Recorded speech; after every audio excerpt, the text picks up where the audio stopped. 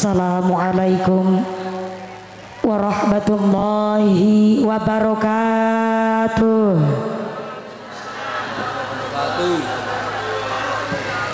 Bismillahirrahmanirrahim.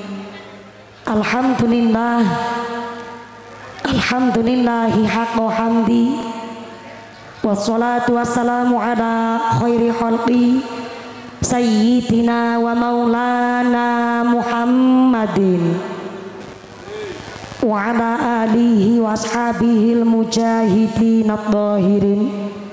Allahumma sholli ala Sayyidina Muhammadil fatih lima ukhliqa wal khatimi lima sabaq nasiril haqqi bil haqq wal hadi ila siratikal mustaqim wa ala alihi haqqa qadrihi wa miqdarihil azim.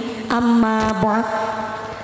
Hadaratal mukhtaramin wal mukarramin, para alim, para ulama, para asatid wal ustadzah ingkang tansah kawula hormati nuninjih, ingkang tansah kawula mulyakaken.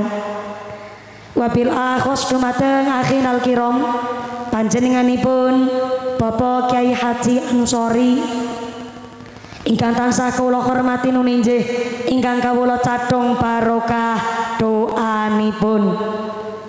Wabil akhos dumateng akhinal kiram panjenenganipun Bapak Kyai Haji Asrofi ingkang tansah kawula hormati nuninjih, ingkang kawula cadhong barokah ilmunipun. Wabil akhos dumateng akhinal kiram panjenenganipun Bapak Kyai Haji Mu'arrifin ingkang tansah kawula hormati nuninjih, ingkang kawula taati fatwa saha dawuh-dawuhipun. Wabil akhos dumateng sedaya para rama kiai, para bapak kiai wonten ing tlatah Genting Ngendura Kila. Oh, ngendra. Mboten ngendra. Ngendra. Sedaya para masyayikh, guru-guru kita sedanten wonten ing tlatah Ngendra Kila ingkang boten waget dalem sebat asma karimipun saestu boten ngirangi raos takdim kawula ingkang kawula taati fatwa saha dawuh-dawuhipun. Wabil akhos dumateng aparatur pemerintah desa Ngendra Kila. Wabil akhos dumateng panjenenganipun Bapak Kyai Haji Mu'arrifin berkahipun tlatah Ngendra Kila. Lurahipun nggih merangkap kiai. Napa kiai merangkap lurah niki? Nggih kiai, nggih lurah. Alhamdulillah berarti niki bengkoke nggih dobel. Mudah-mudahan panjenenganipun akhinal kiram Rama Kyai Haji Mu'arrifin ugi kepala desa-desa Ngendra Kila saha ketua tim penggerak PKK saha sapunggawanipun dipun dadosaken pemimpin ingkang adil, pemimpin ingkang amanah, dijauhkan dari sifat yang dolim. Allahumma. Tanfidiyah Surya Nahdlatul Ulama ranting Ngendra Kila, pimpinan muslimat ranting Ngendra Kila, pimpinan fatayat ranting Ngendra Kila. Wabil akhos dumateng GP Ansor, rencang-rencang Banser, rencang-rencang Garfa ingkang tansah kula banggaaken. Mboten supe Ibnu IPPNU, santriwan santriwati ugi pemuda Karang Taruna wonten Ngendra Kila ingkang kawula banggaaken. Lan alhamdulillah Ngendra Kila menika panggenane santri ingkang nderek tangalum tenggene berbagai pondok pesantren tenggene Indonesia. Mudah-mudahan sedaya santri putra santri putri ngasal Ngendra Kila saged hasil maqasidana kaparingan ilmu ingkang manfaat barokah dados dzurriyyah ingkang sholih sholihah. Amin Allahumma. Wabil akhos dumateng panjenenganipun Ibu Hajah Wafik Azizah. Ibu ndi? Otong mriki. Niki Ibu Hajah Wafik Azizah kaparingan berkah badan mungil dados kecil-kecil cabe Langge niki dados awet muda awet timur Ibu Aca Wafik Azizah berkahipun nglantunaken sholawat ting pundi-pundi kemawon sesarengan kali grup Emirat saking Magelang ingkang tansah kula hormati nuninjih ingkang kawula mulyakaken. Wabillahi khos dumateng sedaya para agnia dermawan donatur, mudah-mudahan para donatur dipun paringi sehat panjang umur ingkang manfaat barokah mawaddah warahmah wasakinah sumrambah dumateng kita para jamaah amin Allahumma. Sedaya para tamu undangan, santri putra santri putri, ibu-ibu baju burgundi senajan kadang-kadang utangi ting pundi-pundi sing si jumeneng ngadeg imane sing jejeg sing lenggang gliasa sing padha ahli ibadah sing lagi sakit ilang sakite sing lagi meriang ilang meriange sing wudunen ilang wudune sing lara mata ilang larane kaparingan sehat walafiat dipun paringi hirah semangat ibadah Allahumma. Para bapak haji pu haja para calon haji para calon hajah hadirin hadirat ma'al muslimin wal muslimat rahimakumullah sallu ala nabi Muhammad.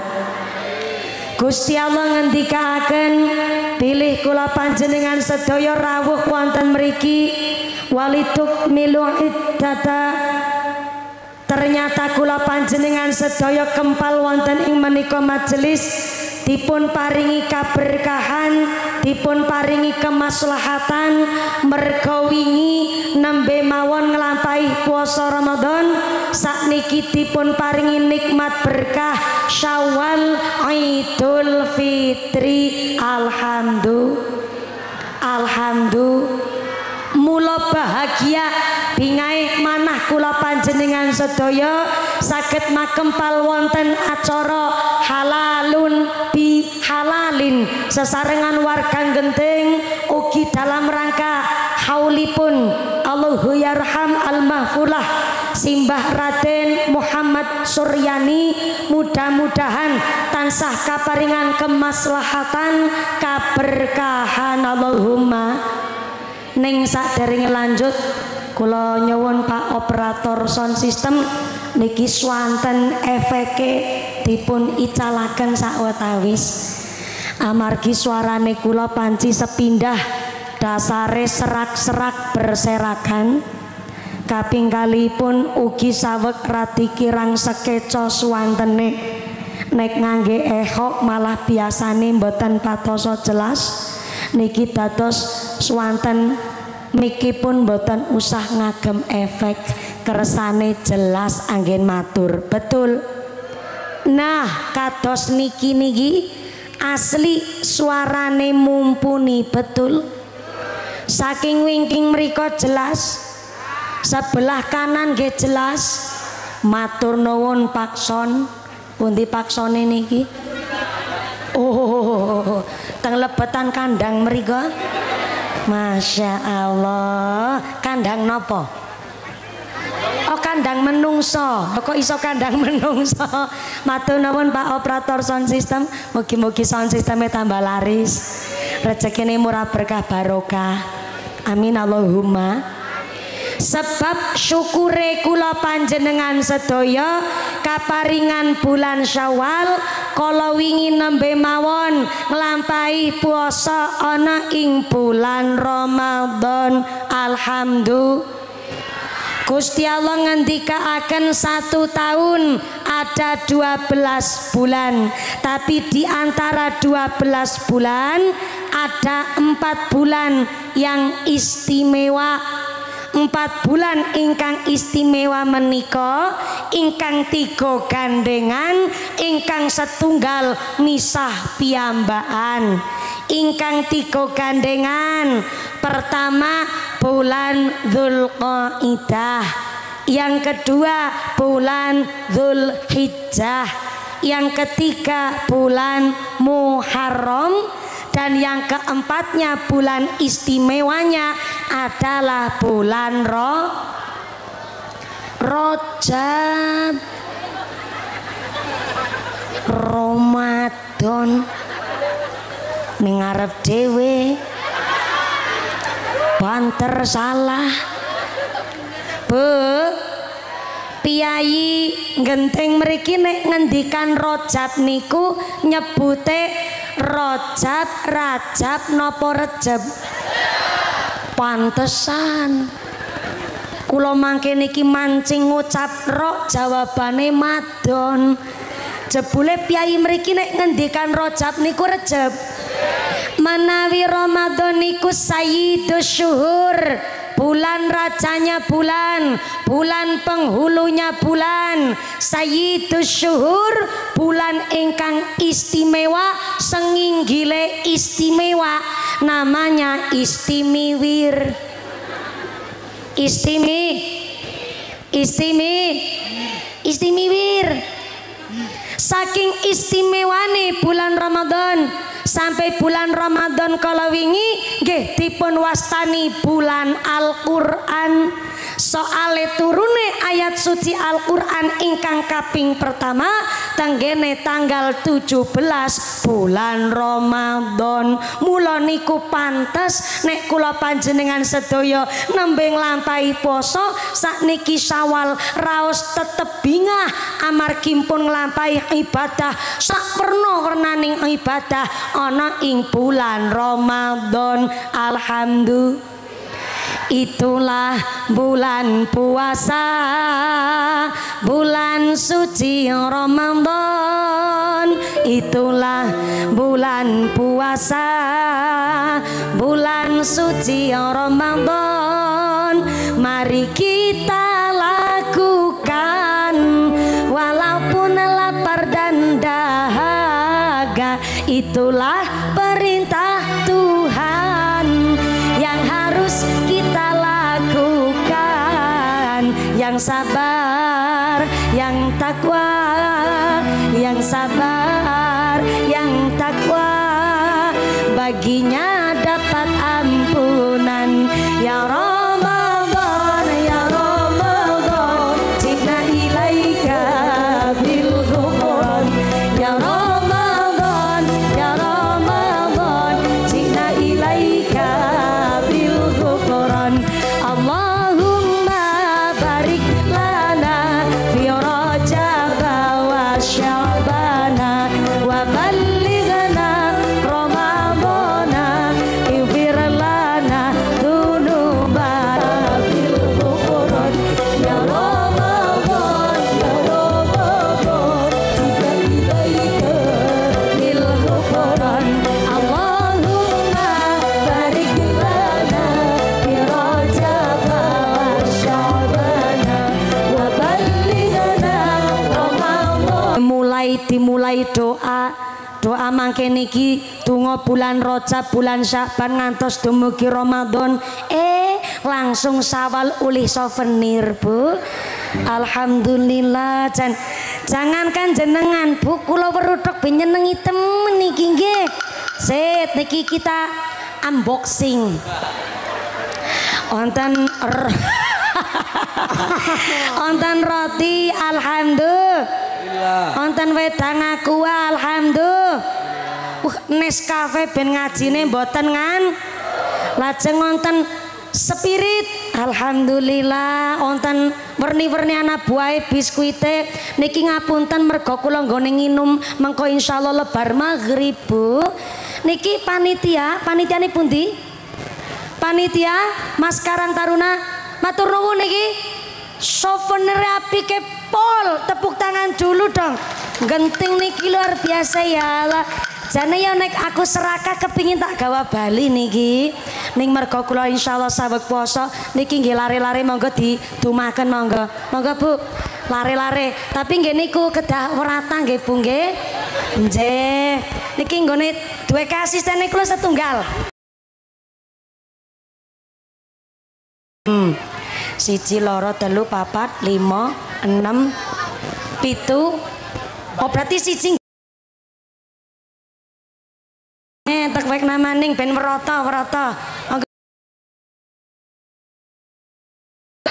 Banter temen ya Allah. Giliran nyomot langsung rusuh kabeh. Sekedhik ning bareng-bareng nggih Bu nggih.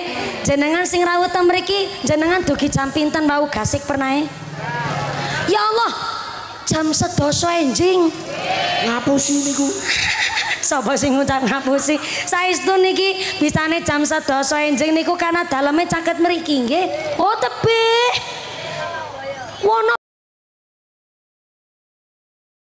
Wono boya.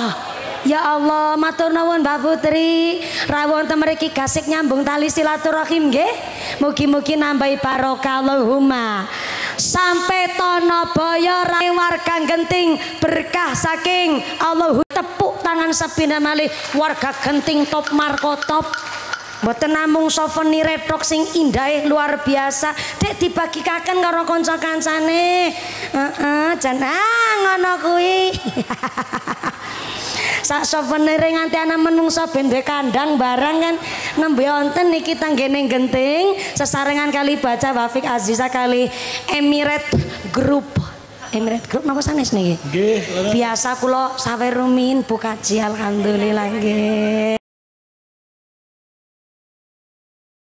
Ingkang kula ngaji mangke niki kali jamaah panitia Genting wau Bapak Kiai Ansori niku ngendikaken Mbak mumpuni niki kula kaparingan amanat saking masyarakat nyampekaken amplop bisara teng jenengan mature panitia niku supados disampaikan sederenge jenengan ceramah kula mandan deg-degan nggone nerima Bu derenge jenengan ceramah akhirnya kula gadah konsep kula ngucap terima kasih karena setelah diterima terus balik ngasih kados niku seneke tek bagekna tak kasih barang sebagian nggih Emirate Group soalnya mangke kan ngiringi kula sholawatan ngaji sampai jam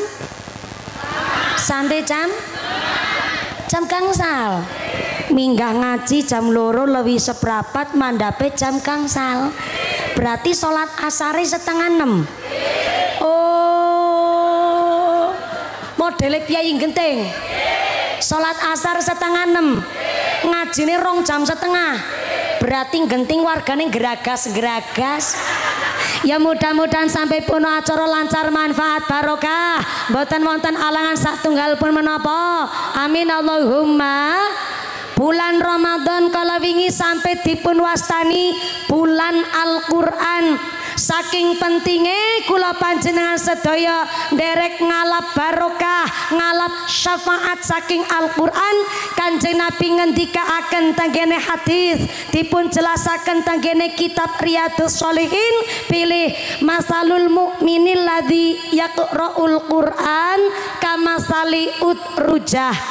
Sapa wonge wong beriman kersa maca Al-Qur'an maka perumpamaane wong beriman maca Al-Qur'an kamasali utrujah kaya dene buah jeruk utrujah buah jer niku mangke niki teng lebete nggih wonten jeruke niku Bu. Mboten angsal nggih, mboten napa-napa kan ali-aline gede-gede sejeruk-jeruk.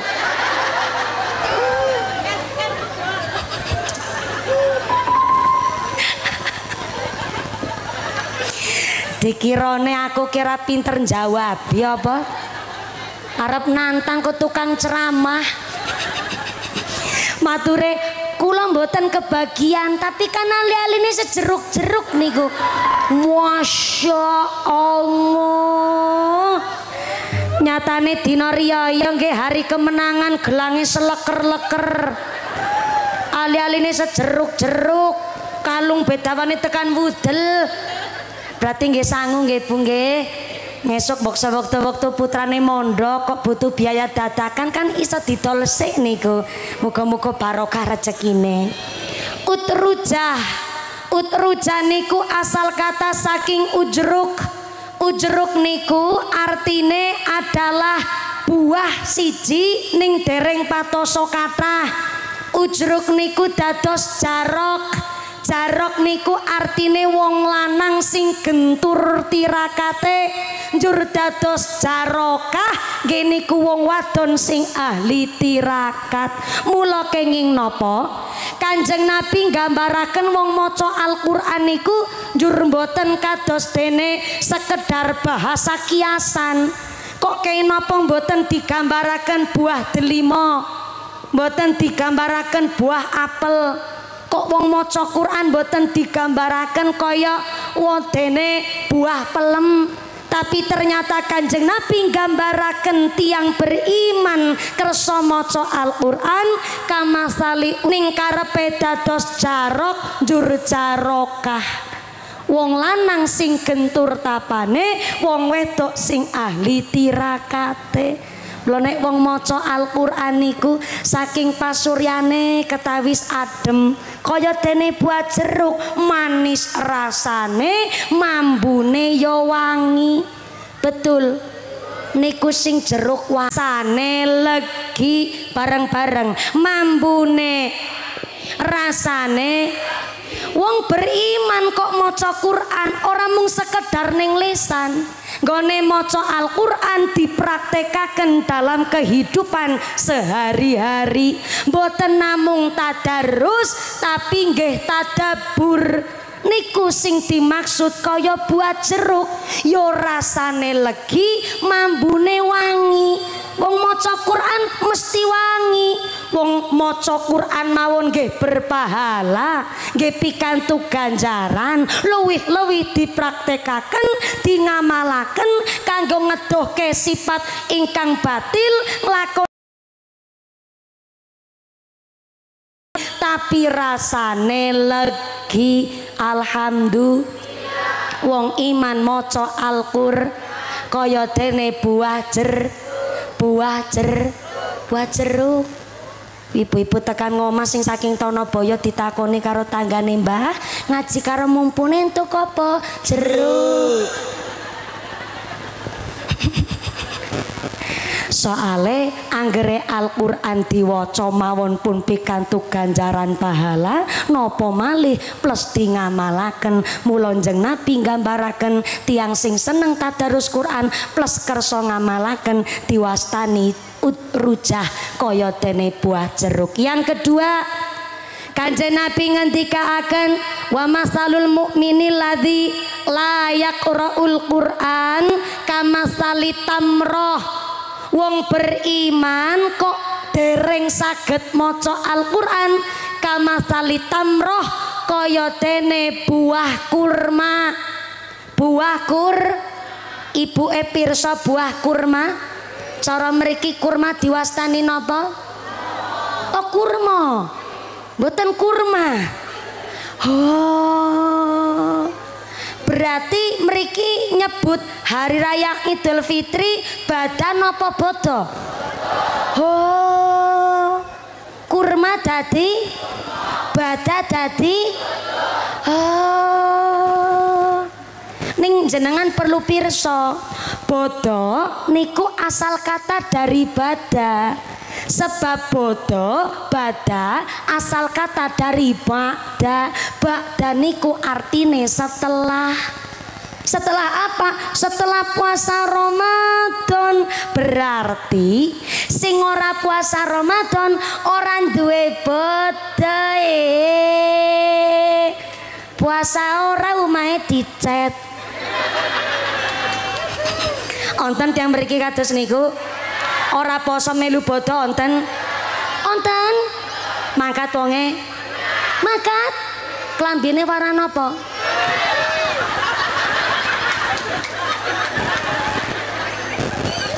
Klambine warna ireng. Ki nembe ana ki pengajian ceramah dhewe kena iki senenge mojok-mojok melu bodoh. Ya Allah, bodoh cara Cilacap bada, ning cara Jakarta diwastani lebaran. Napa lebaran? Lebar puasa Ramadan. Berarti wong sing duwe lebaran ya wong sing puasa Ramadan. Ora puasa Ramadan ra duwe lebaran.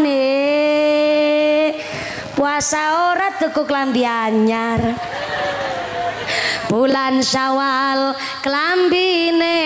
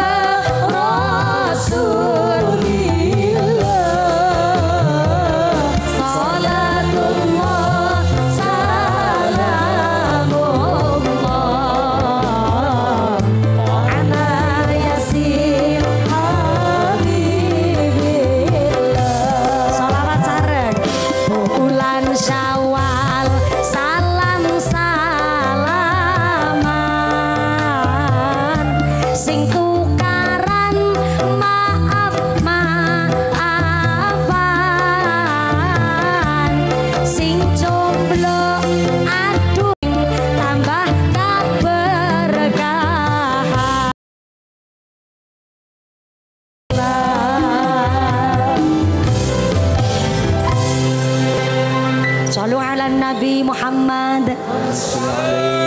Jane aku diomongi punang bojone aku ora entuk lenje-lenje. Jane sonten niki termasuke wis rada mareni, tapi kadang-kadang kelalen. Nah, nek ora lenje ora oli akeh.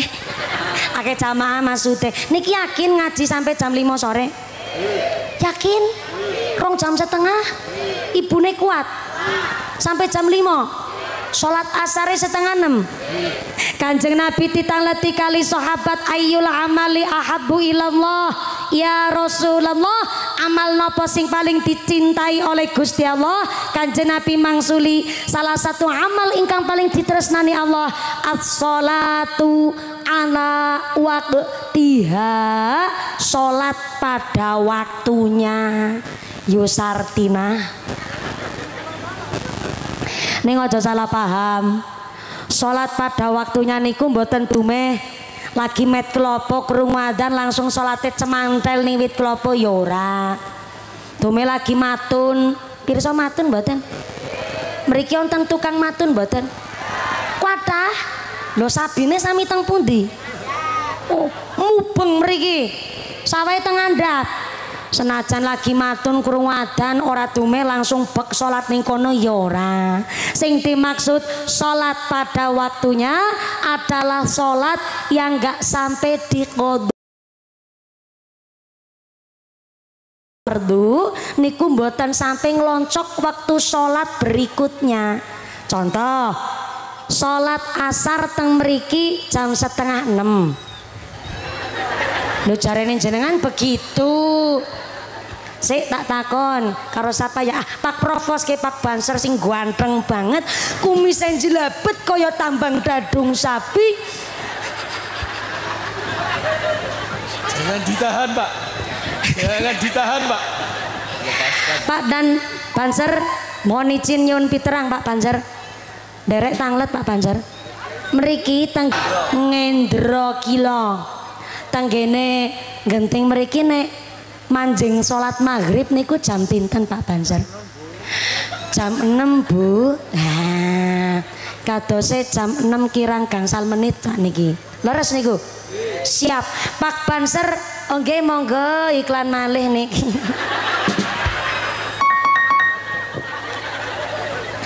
Niki yang namanya iklan baju burgundi.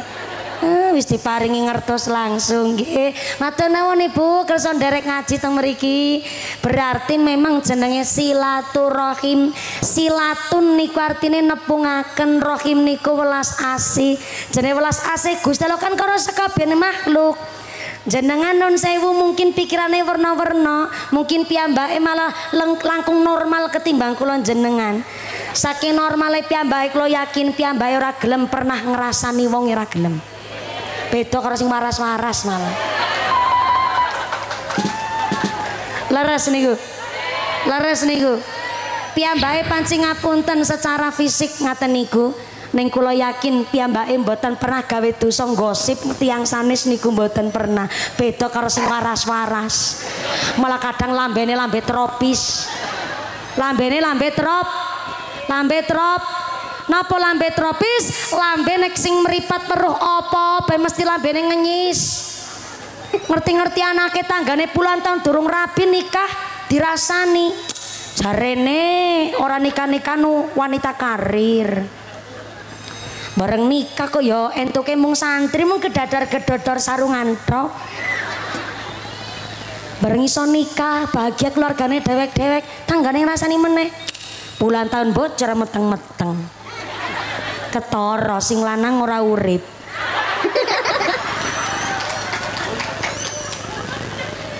Bareng ikhtiar doa, ikhtiar usaha, ikhtiar medis dengan cara promil, bareng saged hamil, agi babaran lahiran ki bayine metu, tasyakuran puputan walimatul akikoh, tanggane tilik bayi karo ngrasani lambene ora mirip bapake.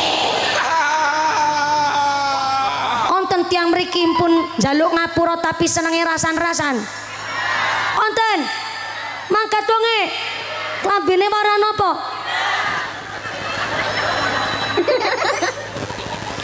Nyong meneh dadi tumbal nggih Bu ya Allah.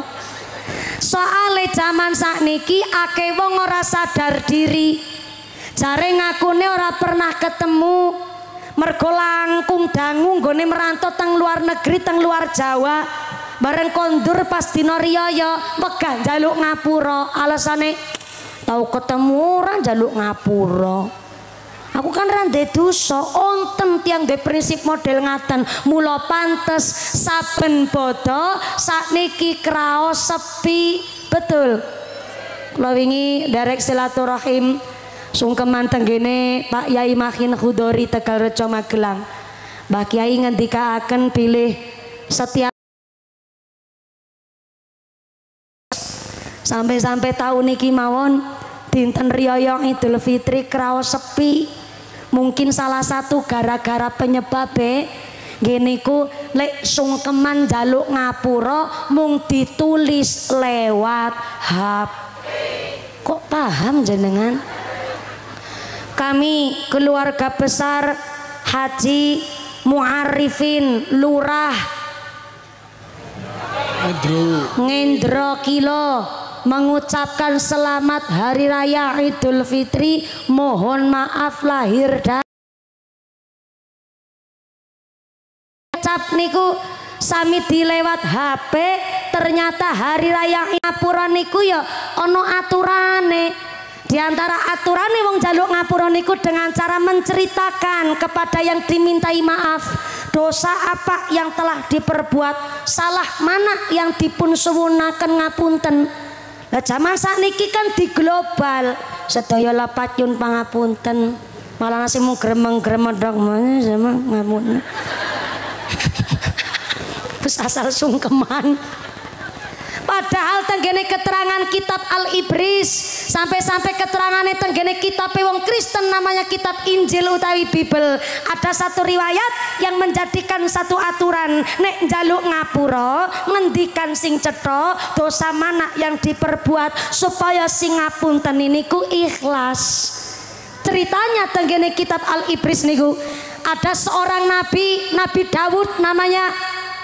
Nabi Daud niku mboten namung seorang nabi, piyambake seorang raja. Saking sugih sekali Nabi Daud nglakoni salat teng musolane piyambake niku nyuwun dijaga 3000 prajurit supaya Nabi Daud antuke salat saged khusyuk karo pangeran. Yang kedua, saking sugih Nabi Daud alaihissalam gone dadi raja, dia punya istri jumlahnya 99 guys. Sangang puluh sanga apa sangang puluh songo? Nek cara Cilacap songo niku sangang puluh sanga, mriki sangang puluh. Bareng kula dadi mantu teng Temanggung pancen bener plat kedu, plat AA niku lek ngendikan niku memang menguras tenaga. Nek Cilacap gampang 99, lagi 99. Yo ayo oh. Ternyata istrinya Nabi Daud jumlahnya 99. Sampai Nabi Daud niku hidupnya 3 hari. Kenapa hidupnya Nabi Daud 3 hari? Hari pertama khusus kanggo ngurusi kepemerintahan, hari kedua khusus kanggo nglakoni ibadah karo pangeran, dan hari ketiga khusus nggo melakukan pekerjaan rumah, yaitu melakukan gempor. Saya kesel teol sing teol nopo nih? Nggo ngurusi 99 bojone mawon ana mawone. Nabi Daud pernah ngucap ngeten, ya Allah bojone kula kok 99 nanggung temen ya. Ternyata Nabi Daud punya itikot, punya niat, punya hajat kan Bu. Dan ternyata satu ketika Nabi Daud niku pas melakukan acara kenegaraan niku ora sengaja mriksani ana wong wedok ayune luar biasa. Gede dhuwur, lencir, kuning, irunge bangir, mripate belalak, kulite putih, irunge mincis, lambene tipis, meringis, ayune persis kaya mumpuni. Guyune kaya ora trima jenengan. Saking ayune nganti semok denok montok nganggo kol-kolah kubrok sekalian iki. Ternyata Nabi Daud meriksani sepisan ku wong wedok ayu langsung jatuh cinta kepencut Nabi Daud sing akhirnya ngutus karo intelnya. Kok dadi kaya pewayangan malah niki judulnya. Pancen nek dalang niku kan ngudal lebih wulang. Niki mboten namung sekedar cerita mergo nafsune kula. Niki cerita asli sing akhire ndadosaken tanggene kitab Al Ibris niku aturan wong njaluk ngapura sing tenanan. Lah Nabi Daud niku penasaran karo wong wedok ayu menika wau. Sing akhirnya Nabi Daud ngutus intel untuk mencari alamat iku wong wedok ayu. Bareng digoleki karo intele, ternyata setelah ketemu dicari alamatnya jebule kuwi wong wedok ayu statuse wis duwe. Siapa bojonya? Siapa bojonya? Siapa suaminya? Suaminya adalah seorang prajurit kelas kroco, malah prajuritnya Nabi Daud piyambak, namanya Uryan bin Hana. Prajurit kroco ning duwe bojo ayu. Lah prajurit menika wau si Uryan bin Hana tingkate niku pangkate mung kopral. Ning saking krocone dadi kopral kaprel. Tapi Nabi Daud kadung kepincut. Akhirnya diam-diam Uryan bin Hana niki dipanggil teng kerajaan. Dipanggil niku supaya Nabi Daud maringi pangkat anyar karo Uryan bin Hana. Karena ternyata Nabi Daud punya niat buruk. Niatnya Nabi Daud, ya Allah, ya aku seneng karo wong wedok ayu kok wis duwe bojo ya. Piye carane aku nikah wong wedok iki wis ben dadi rondo ki piye carane? Ternyata Nabi Daud tiba-tiba langsung melantik Uryan bin Hana yang tadinya tingkate kroco kopral ning dilantik dados jenderal. Bareng wis dilantik dadi jenderal, Uryan niku yo seneng. Wong tiba-tiba naik pangkat tanpa prestasi. Setelah dipangkate naik, geniku naik jabatan dados jenderal. Uryan bin Hana niki ketika ada perang diutus oleh Nabi Daud ken menuju tenggene medan perang. Teng medan perang Nabi Daud alaihissalam ngutus si Uryan bin Hana niki perang. Akhirnya maju di si dewe, keteptinya mati. Langsung dinikah karo Nabi Daud. 2 bulan ada insiden kejadian. Ternyata Nabi Daud pas lagi sholat tenggene langgare khusyuk lebar wiridaniku terdengar ada suara gaduh tenggene langgare Nabi Daud. Karena merasa terganggu Nabi Daud niku medal saking gene musola meriksani jebule ada 2 orang laki-laki wong lanang kalih lagi podo tukaran gelut. Akhirnya Nabi Daud negur, bapak-bapak, sampean kini arep single gelut, ojo ning langgar musola, ganggu wong ngibadah sampean. Nek arep gelut rono, paring lapangane wong genting, ning kono lapangane jembar ombo, arep gelut ngene ngono. Sampean ki padu mergo apa jajal? Kok dadak padu ning gone musola? Salah satune sing jawab, ya Nabi Daud, duhai raja kula nyuwun pangapunten, kula ganggu ngibadah jenengan. Tapi kepripun kula mboten gelut karo wong lanang niki?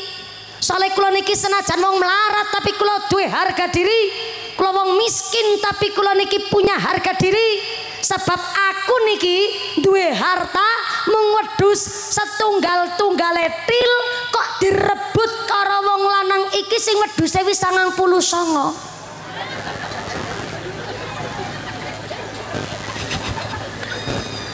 Wong lanang kuwi cerita ngaten. Nabi Daud mireng niku langsung gemobyos keringete, keluar keringet dingin bisa jagung-jagung. Dheweke niku sampai ndelodok awake gemeter mergo keweden Nabi Daud mlebet tenggene kerajaan, masuk ke dalam kamar umpetan teng sakjroning kemul. What is a kemul? Kemul is a selimut. You know kemul? You know kemul? Yes, I do Pakdel.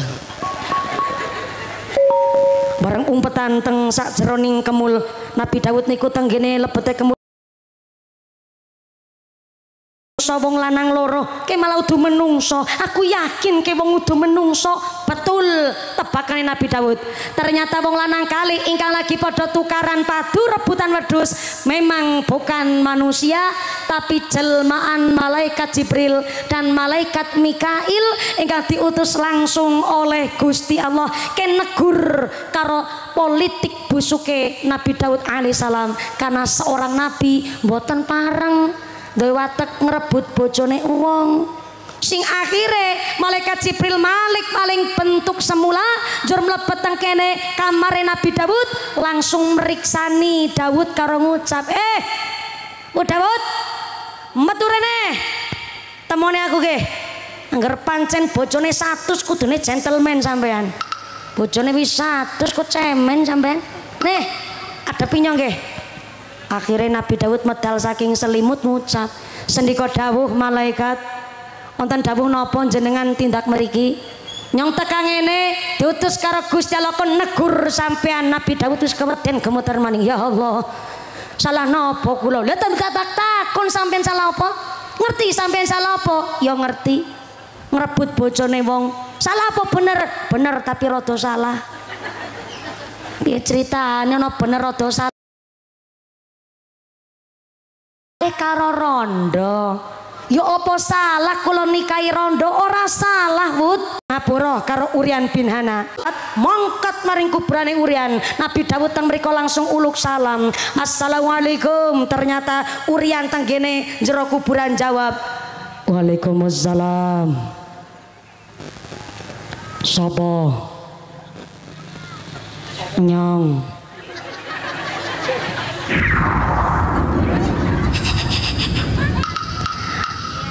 Kok malah kayak bakul bakso ki mau. Bakul some. Nyong sapa? Daud. Kok mumpuni? Ya pancen bener sing lagi ngadeg karo ceramah ki mumpuni. Ning iki aku lagi mraktekke ceritane Nabi Daud karo Uryan ngono ku Yusartina. Daud sapa jenengan? Aku ki mantan rajamu. Oh nggih. Ya Allah. Niki kok janur gunung tenan sampean raja. Ingatase jenengan raja kok kersa tindak teng kene kuburane kula. Kula niki namung prajurit keraca. Jenengan tindak mriki ziarah teng makome kula nggih keberkahan sing luar biasa. Wonten dawuh napa raja? Ngene Uryan.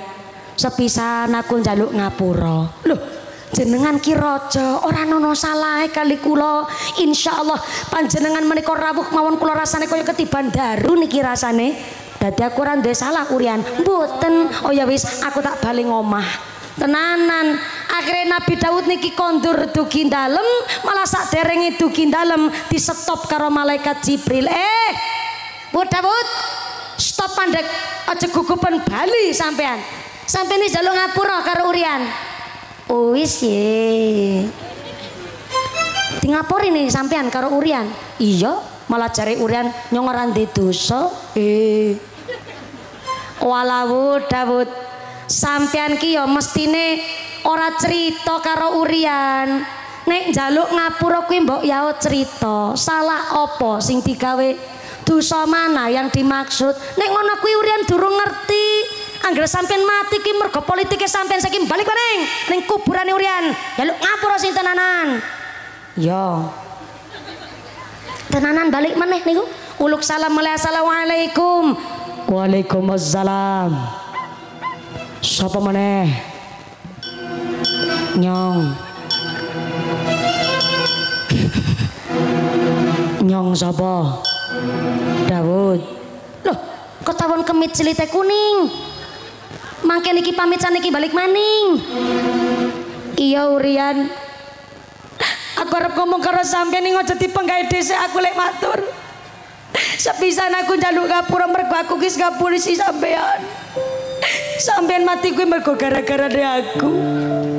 Soale waktu jenengan isi urip ning alam dunya, aku rasa ngocok kepincut karo bokonge bojone sampean. Mula akhir aku ndek trik supaya sampean mati piye carane. Akhirnya sampean tak lantik dadi jenderal padahal aku ngerti sampean kuwi ora duwe ilmu, ora duwe prestasi. Tapi pancen sengaja tak lantik dadi jenderal supaya sampean mati ning medan perang. Alhamdulillah mati temenanan. Sing akhire bojone sampean dadi rondo wis tak nikah teng kula. Mula kula ngaturaken sedaya lepate kula karo sampean, dosa-dosane kula karo sampean. Kula nyuwun jenengan ikhlas ngapunteni merga kula pun jujur. Tapi ternyata Bu, satu kalimat ungkapan bahwa piyambake mati gara-garane Nabi Daud, Urian bin Hana satu patah kata pun nggak ngucap apa-apa. Mangkel kelewat mangkel. Keterangane tenggene kitab Al-Ibris niku Nabi Daud akhirnya nglakoni taubat selama 40 hari teng kuburane Urian bin Hana. Tangise Nabi Daud niku malik dadi sungai, dadi kali sebagai bukti taubatnya Nabi Daud kanthi tenanan sampai banyu gemericike kali ingkang ngalir minangkani air matane Nabi Daud alaihi salam. Sing akhire dina ke-40 Urian bin Hana teng jero kuburan jawabi apa sing dimaksud karo Nabi Daud. Urian ngucap, Daud, wis ora nganggo raja rajan maneh mangkel aku. Ora peduli aku ki prajurit kroco utawi saniki dadi jenderal utawa kopral kaprel, aku ora urusan. Mergo sampean cerita ternyata sampean kuwi jatuh cinta karo bojone aku.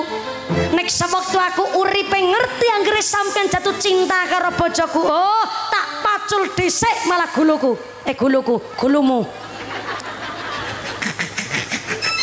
Berarti jenengan kan tesi fokus ceritane. Wong aku ya dadi Daud ya dadi Urian kenang kene. Tak pacul dhisik gulumu. Mergo tak wae ngerti aku miskin, aku duwe harga diri. Istri kuwi ageman ala apike wong wedok tergantung bojo lanang. Tapi nek sampean kok mulai musik-musik karo keluargane aku, oh tak babat sik gulumu ning aku. Mergo apa? Lu asik kowe santai, lu usik kowe bantai. Wancai. Sampean macem-macem arep musik keluargaku, oh tak bantai sik malah kowe nang aku. Tapi kan aku wis terlanjur mati, aku nembe ngerti. Ini senajan ngono kowe aku matine mati syahid. Dadi kuburanku wis didadekke swarga karo Gusti Allah. Aku wis ketemu widodari sing ayu-ayune ngungkuli mantan bojoku. Maka rono bojoku timbat. Ikhlas apa ora sampean? Kelas tenan apa ora? Nah jare ikhlas kok ngegas ngono kuwi. Yo piye meneh mangkel aku. Wong terlanjur bae aku wis mati ngadang-ngadang dadi bathang ngene iki. Nek ora ya tak perangi sampean senajan raja tapi kok musik-musik keluarga. Aku ya ora trimo nek modele ngono kuwi. Yang akhirnya dari situlah aturan orang minta maaf. Berceritalah kepada yang dimintai maaf. Dosa nopo sing dilakukan. Nek mung sedaya lepat nyun pangapunten. Di global gampang, minta maaf niku gampang, yang susah itu memaafkan. Betul? Halo. Minta maaf niku gampang, senajan kadang gengsi. Minta maafnya gampang, yang susah niku memaafkan. Contoh, ana wong pernah dolim karo jenengan ikhlas memang memaafkan, tapi ketika ketemu meneh karo wong ki mau mesti kemutan, lambe branyak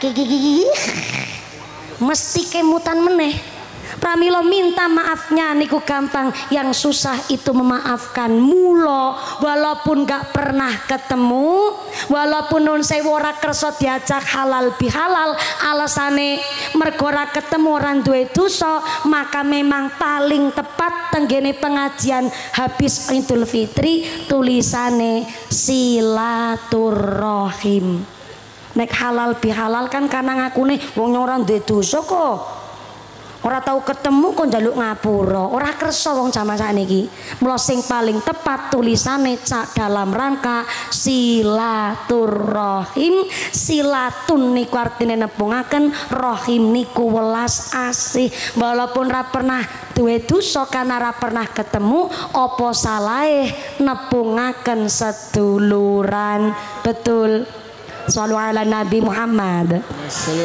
Soale Gusti Allah niku Maha Pengampun, Bu. Saking melas asih Gusti Allah karo kula panjenengan sedaya menungso, Gusti Allah ngendikaken tenggene hadis qudsi, ya ibadi hambane kula, innakum alladzina tuhtiuna bilaili wan nahar. Menungso nek sampean gawe salah gawe dosa, asal sampean lek njaluk ngapura kanthi tenanan, amangka bakal tak ngapurani dosa-dosane jenengan. Lah setan melu krungu Gusti Allah badhe ngapurani menungso asal menungsane istighfar. Lho kok setan malah ra trimo? Krungu ngaten iku setane kelabakan. Kelabakan iku kejang-kejang. Kejang-kejang niku cara mriki napa? Nek cara Cilacap ngededer. Cara mriki klojotan. Kejet-kejet. Kejet-kejet. Kejet-kejet napa kejet-kejet? Kejeduk. Oh kejet-kejet. Mriki kejet-kejet. Magelang kejet-kejet. Ah ya. Setan krungu, setane kejet-kejet. Akhirnya setan rapat. Setan-setan kabeh tak kumpulke sampean mari ngene. Mergake aku krungu Gusti Allah bakal ngapurani dosa-dosane menungso asal menungso istighfar. Gampang temen. Aku lek nggodho menungso ki sira kanggo sikil-sikil kanggo sira meme geger adus keringet banting tulang setengah mati kok. Asal menungso istighfar di ngapurani dosane nek ngene carane aku pensiun gasik lek dadi setan. Akhirnya raja setan keluar. Siapa raja setan? Raja setan namanya Iblis. Sinten Bu? Iblis niku metu terus ngucap, warga genting setan kabeh, kok emoh ki? Jenengan salah paham. Kie aku lagi mraktekno Iblis ngucap karo wargane, ya gue setan. Jenengan sing dudu setan ora usah tersinggung. Wargane nyong setan kabeh, sampeyan ki rasa mawi dadak bingung. Mung sekedar krungu jare Gusti Allah ngapurane menungsa sing gelem istighfar kok imane sampeyan lek dadi setan kok tipis. Nek wis dadi setan, yo setan tenanan aja setan-setanan. Aku duwe ide. Piye carane nek pancen Gusti Allah ngapurane wong sing istighfar, njaluk ngapura tenanan di ngapurane supaya pangapurane menungso menika ditolak karo Gusti Allah. Caranya adalah taghfaro, menungso minta maaf tapi pura-pura. Tak ulang, menungso minta maaf ben maafe ditolak. Taghfaro, minta maaf tapi pura-pura cara mriki napa? Etok-etok. Cara Cilacap etok-etok. Mriki etok-etok. Kemenyek banget. Nek Cilacap kan cetok, etok-etok. Mriki etok-etok. Taghfaro, minta maaf tapi etok-etok. Onten tiang ibadah etok-etok onten. Akeh. Termasuk sing lagi ngomong. Ngakune ngaji ceramah niate ikhlas, jebule tetep ngarep-arep amplop. Kan etok-etok. Akeh wong ibadah etok-etok. Njaluk ngapura karo Gusti Allah ngucap, ya Allah, kurang apa kula ngene dadi wong lanang. Kerja tak lakoni, nggo nyukupi kebutuhan anak istri. Salat ora ketinggalan. Salat jamaah ya tak amalkan. Salat Jumat yo arang-arang. Kan seminggu sepisan. Aku ya ahli zikir, ahli sholawat, tapi dereng kok anakku nakal-nakal. Aku ahli ibadah tapi anakku preman malah bajingan beketamban tengik. Aku ahli ibadah kok anakku tak kei duit kon go bayar SPP malah go tuku gendul. Aku ahli ibadah kok anakku nakal. Kula salah nopo ya Allah? Ahli ibadah anakku nakal, kula dosa napa? Lho kok takon? Kula salah napa? Itu yang dimaksud kena bujuk rayune setan. Taghfaro, minta maaf tapi etok. Kok mawi takon kula salah napa? Niku niku termasuk tes rada mending salat diparingi ujian anak nakal. Ono salat babar plotas pengajian radoyan. Ngomongnya Allah watake Allah sifate Allah seneng padu pamer pelit medit bededil bakhil kucren jelantir kaya upil kudanil. Karo tanggane ra pernah akur, senenge pelit karo sedulur. Onten tiyang mriki kados niku. Niki maaf jenengan salat Gusti Allah ora untung, jenengan ora salat Gusti Allah mboten rugi. Tapi kula panjenengan sedaya salat, puasa, zakat, kelakuan apik niki dalam rangka sekolah. Salat niku lagi puasa niku lagi Kenapa kita kudu sekolah? Lah jare kepingin lulus dadi hambane Gusti Allah. Ben lulus dadi hamba Allah, gone sekolah yo sing pinter. Sekolah yo kudu mangkat terus. Ono wong salat ora pernah, puasa ya ora dilakoni, bareng diparingi musibah dheweke ngucap ya Allah kula salah napa dene kok ujiane berat tenan. Sapa sing nguji? Sekolah ora ujian taghfaro minta maaf tapi etok ana sing lebih parah meneh. Saben dina riyaya Idul Fitri ana istri njaluk ngapura karo suaminya, Pak ngaturaken sugeng riyadi mbok bilih kula kata salahe dados tiyang istri nek onten salahe nyuwun ngapunten. Nek njaluk ngapura kok nek ana salahe njaluk ngapura. Nek niku kalau bahasa Indonesiane lo minta maaf kok. Kalau ada salahnya minta maaf. Kalau nek jenenge kalau nek niku kan barang durung dilakoni. Wong ngelamun kuwi isine jikalau andai kata mbok jare sapa umpamane nek iki barang durung dilakoni lho njaluk ngapura. Nek ana salahe kula nyuwun pangapunten. Nek taghfaro niku njaluk ngapura tapi etok. Si mandan mending ana ucapan nek ana salahe nyuwun ngapunten. Ana sing luwih parah meneh. Dume merantau lawas tenggene luar negeri bareng kondur maring Jawa mriki ketemu kanca kenthel ngucap karo kancane, Kang. Kosong. Setan krungu setane melu kaget malah. Lagi ngene nyuwun ngapunten nek ana salah njaluk ngapura. Wis taghfaro ki njaluk ngapura etok-etok. Lebih parah kosong. Setane mawon kaget wong setane orang ngajari model ngoten kuwi. Mula kenging napa hari raya Idul Fitri kula panjenengan sedaya teng daerah Magelang, teng daerah Temanggung, teng daerah Wonosobo, khususnya teng tanah Jawa tesi onten adat sungkeman. Banggalah jenengan Bu. Gusti Allah niku masya Allah lek maring welas asih luar biasa. Tapi kan kita ada hak Allah juga ada hak Adam.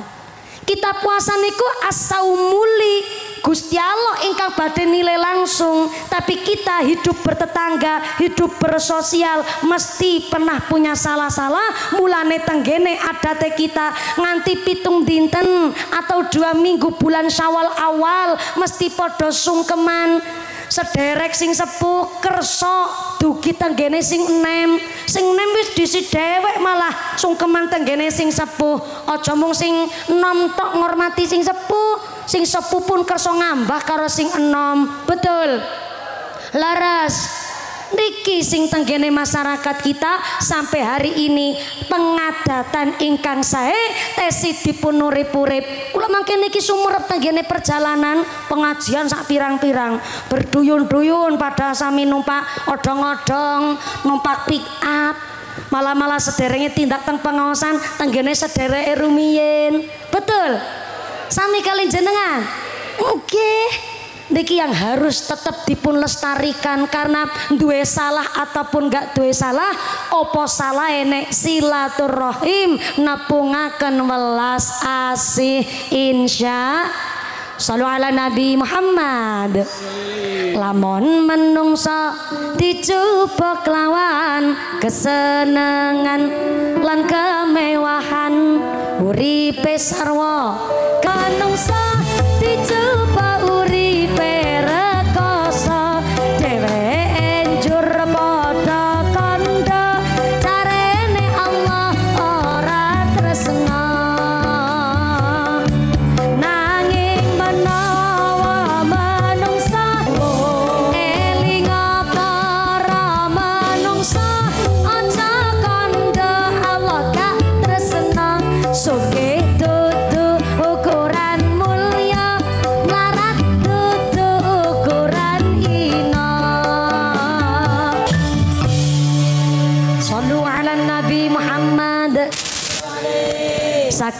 selek solawatan kali Ibu Haja Wafik Aziza sareng Emirate Group niku Banser tidak hanya memiliki ilmu perdiklatan, saged niku ngangge kacamata jumeneng ngadeg karo turu merem niku. Lo terus diganti niki shiftnya. Saged lek ngadeg ngeten niki mergo ngangge kacamata ireng ngeten mangkene. Masya Allah, bener-bener Banser niku pancen sekti niku, saged sare karo ngadeg niku kan jarang-jarang niku. Mawon ning kula Sumerep, Magelang, Temanggung, khususipun daerah Plat Kedu, Bansernya, garvanya luar biasa. Tepuk tangan dulu dong buat Banser Magelang. Matur nuwun, matur nuwun. Niki malah sing tugas hari ini niki pangkate prof. Niku profesor apa provinsi apa provokator.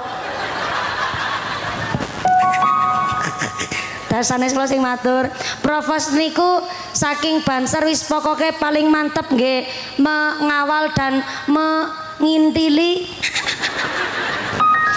mengawal tenggene pengajian. Terima kasih loh, luar biasa Banser kita, tanpa jabatan apapun, tanpa bayaran, tanpa gajian, tetap selalu mengamankan pengajian. Muga-muga istiqomah dari kakek Nahdlatul Ulama, amin Allahumma.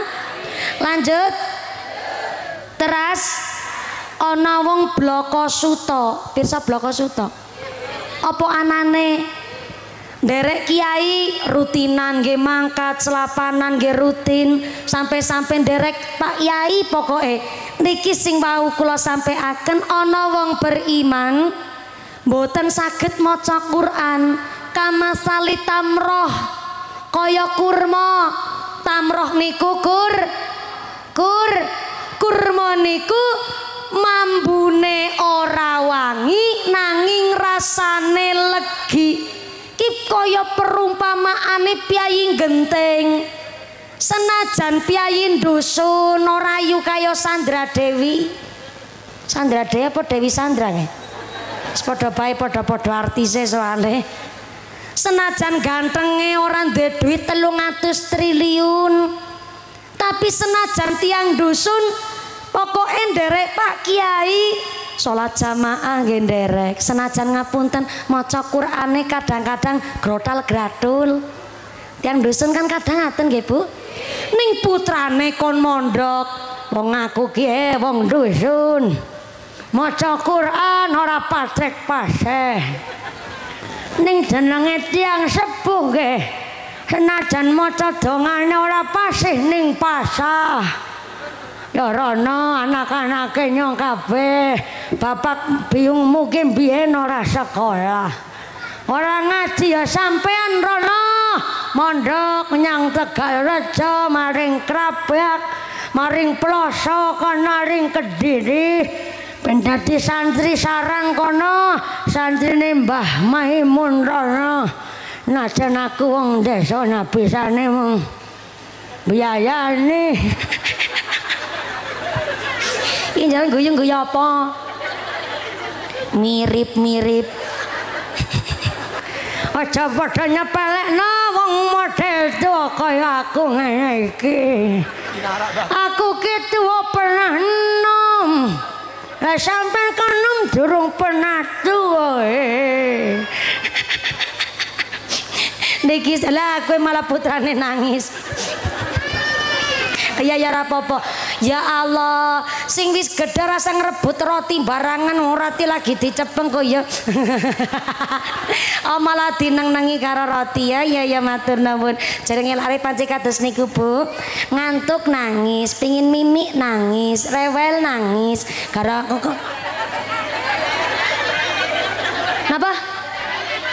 Ya rewel yo nangis. Rewel nangis. Ngerti-ngerti nangis nang mamake karo dijiwiti.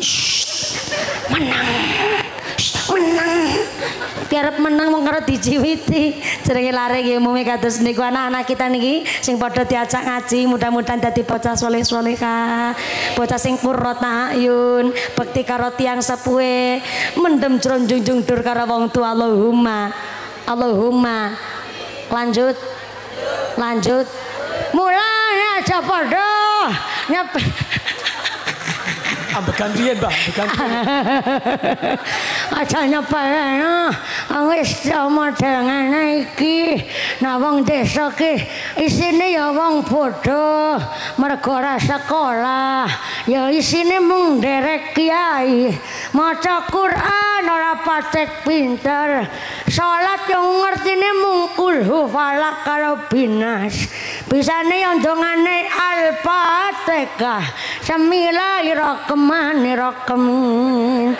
Alhamdulillahirabbil alamin. Arrahmanirrahim. Niku sing dimaksud teng Kanjeng Nabi wong beriman. Kan beriman niku. Salate ya tetep dilakoni senajan ngertine mung Al-Fatihah. Ning kamasali tamroh kaya dene buah kurma ora patek pasek maca Qur'ane tapi ternyata kaya buah kurma ora wangi nanging rasane legi kelakuane apik senajan lek maca Qur'an grotal gratul maca Qur'ane ora pasek tapi putrane kon mondok niku legi niku mergo punya kesadaran wong kula ngaji ora pinter ya anakku kudu pinter agamane niku sing dimaksud ora wangi tapi rasane kaya buah kurma wis pokoke top-topane niku paling mentok niku ya milih nek ora dadi jeruk ya dadi kurma lah minimal. Soale lanjutane ngendikane Kanjeng Nabi wa masalul munafiqil ladzi yaqra'ul Qur'an kamasali raihanah.